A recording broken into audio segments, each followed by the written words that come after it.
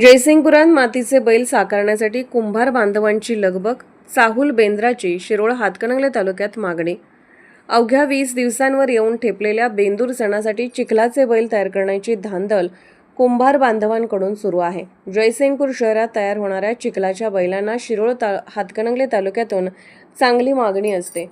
त्यामुळे महिनाभर आधीच कुंभार कुटुंबीय बैल तयार करण्यात मग्न आहेत.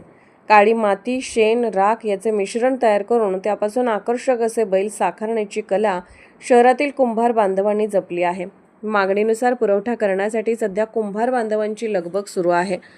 कर्नाटक राज्याच्या सीमेवर असणाऱ्या शिरोळ तालुक्यात बहुतांश गावांमध्ये कर्नाटक बेंदूर सण साजरा केला जातो, तर क्वचितच महाराष्ट्रीय बेंदूर साजरा होतो.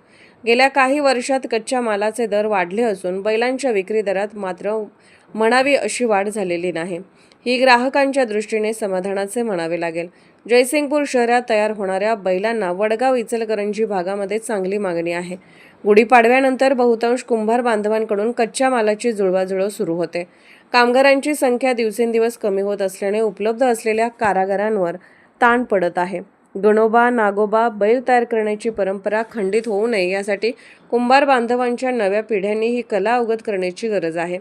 नव्या पिढीची जबाबदारी. गेल्या अनेक वर्षापासून कुंभार बांधवांनी मातीचे बैल, गणोबा, नागोबा तयार करण्याची परंपरा जपली आहे. नवी पिढी मात्र यापासून काहीशी दुरावत आहे. गेल्या अनेक वर्षाची ही परंपरा नव्या पिढीतही आत्मसात करून पुढे नेण्याची गरज आहे. गेल्या 20 वर्षापासून चिखलाचे बैल आम्ही तयार करतो. संपूर्ण कुटुंबाने ही कला जपली आहे. गुढीपाडव्यापासून या कामाला सुरुवात होते. जवळपास 2000 बैल तयार करून ते विक्रीसाठी उपलब्ध करून देतो. शिरोळ आणि हातकणंगले तालुक्यात बैलांना मोठी मागणी आहे. शालना कुंभार. SK news, Suresh Kamble, Jaysingpur.